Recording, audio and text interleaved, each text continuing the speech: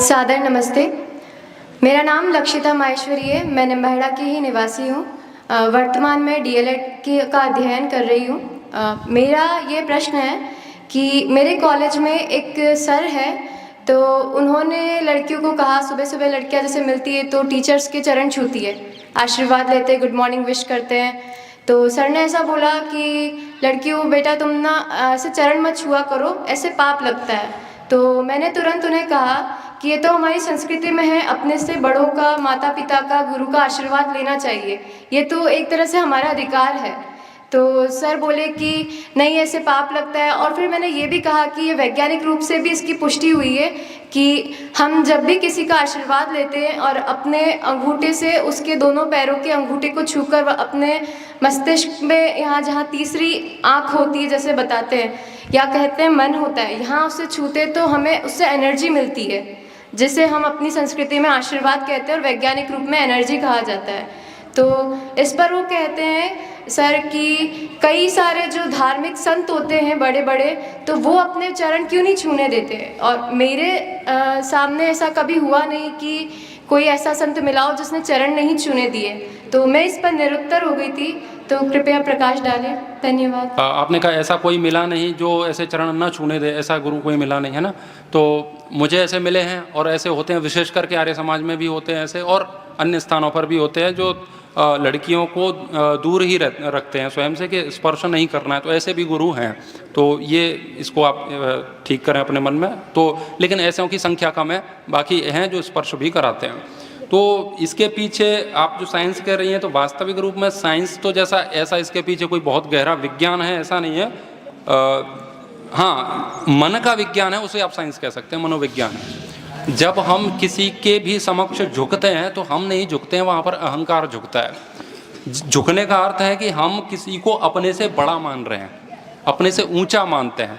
जब हम स्वयं को औरों से सबसे ही बड़ा मानने लगते हैं, वहीं से अहंकार आता है और उसके कारण से फिर अहंकार के कारण से पतन होता है। और आजकल समस्या यही हो रही है कि व्यक्ति वो कह रहा है मेरे से बड़ा कोई नहीं, मैं तो बहुत ऊंचा हूँ, है ना, मानते हैं ना, सब अपने को सुपीरियर मानते हैं। तो भारत की संस्कृति में होता है कि बड़ों को आदर देना है, तो जब बड़ों का हम आदर देते हैं तो हमारा अहंकार विलीन होता है उससे, और हम उसको बड़ा मान रहे हैं तो रिस्पेक्ट होती है उसके प्रति। तो लगता है ये जो भी कहेंगे, जो बातें कहेंगे, उससे हमारे जीवन का उत्थान होगा। अभी मैं आपको जो बातें बता रहा हूँ, तो मुझे ऐसा लगता है, ऐसी आशा है कि आप सबके जीवन का उत्थान ही कराएगा, अच्छी बात है। तो यदि आप रिस्पेक्ट से, सम्मान से मेरी बात सुनते हैं, यानी कि झुक के मेरी बात सुनते हैं, तो फिर आपके जीवन में उन बातों से निश्चित रूप से विकास होना है। तो स्पर्श करने का अर्थ है स्वयं को झुकना। अब उसमें क्या है, जो हमसे आयु में छोटा है या ज्ञान में छोटा है वो हमारे चरण स्पर्श कर सकता है, ऐसा नियम है।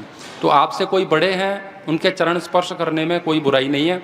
या आयु में कोई छोटा है, ज्ञान में ऊंचा है आपसे, उसके भी चरण स्पर्श कर सकते हैं, उसमें भी कोई बुराई नहीं है। और जो छूने नहीं देते हैं, उनके पीछे उनका लॉजिक ये है, और वो भी एक हद तक भावनात्मक रूप से ठीक है, कि भारत में महिलाओं को, विशेष करके कन्याओं की, जो लड़कियों के लिए आपने प्रश्न किया, तो लड़कियों को देवी का स्वरूप समझा जाता है। पुरुषों को इतना नहीं महत्व दिया जाता है जितना कन्या को दिया जाता है। कन्या पूजन भी होता है हमारे देश में, और 9 दुर्गाएं होती हैं, उनकी भी पूजा होती है 9 रूपों में, स्त्री की ही पूजा होती है कुल मिलाकर के। तो ऐसा मानते हैं साधु संत कि ये तो देवी है हमारे लिए, लक्ष्मी है, दुर्गा है, तो इसके अंदर इतनी शक्ति सन्निहित है, तो हम इससे अपने पैर छुआ के मतलब पाप क्यों करें। तो भावनात्मक रूप से अपने मन में स्त्री को, महिला, लड़की को इतना ऊंचा बिठाया है हमने कि अब हमें लगता है कि नहीं, ये हमसे ऊंची है, हम इनसे पैर स्पर्श, चरण स्पर्श नहीं करा सकते, ऐसा हमें नहीं करना चाहिए, नहीं तो हमें पाप लगेगा। तो भावनात्मक रूप से वो एक रिस्पेक्ट है, और उसमें भी कोई गलत नहीं है। दूसरी बात ये भी है उसमें, कामुकता के संबंध भी उससे ना बने। कई बार होता यही है कि पैर छुआ रहे हैं, पैर छुआने के बाद फिर होता यह है कि अब मंदिरों में, मठों में, या कई सारे गुरु फिर ऐसा भी करते हैं, फिर कई महिलाएं आती हैं, वो पैर दबाने भी लगती हैं, है ना, वो कोई तो चरण स्पर्श कर रही है, होता यह है कुछ और, फिर पैर भी दबाने लगती हैं। फिर मन भी खराब होता है व्यक्ति का, क्योंकि कोई भी यहाँ ऐसा नहीं है कि ऋषि है, मुनि है, तो उसको कोई अंतर नहीं पड़ने वाला है। आप साइंस की बात कर रही हैं, और साइंस भी नहीं, आप तो उतना पढ़ी लेकिन आप समझते हैं, तो मेल और फीमेल में आकर्षण तो होता ही है ना, फिजिकल होता ही है, और फिजिकल मन भटकता ही है। तो यदि आप किसी को बहुत ज़्यादा ऐसे स्पर्श करते हैं, ऐसा अवसर है, कोई ज़्यादा है नहीं वहाँ, फिर आप बार बार जा रहे हैं, उनके पास जा रहे हैं, तो निकट जाने से फिर चारित्रिक दोष आते हैं। शारीरिक संबंधों की भी ऐसी बातें बन जाती हैं, जैसी अखबारों में, समाचारों में वो बातें आती रहती हैं। इसीलिए साधना हमारी भंग ना हो, दूसरे का भी चरित्र खराब ना हो, हमारा भी चरित्र खराब ना हो, इसीलिए दूर से ही राम राम ठीक है। और आशीर्वाद जो होता है वैसे भी वो हृदय से निकलता है और हृदय से ही ग्रहण किया जाता है। शारीरिक उसका वास्तव में फिजिकली कुछ सीधा संबंध भी नहीं है।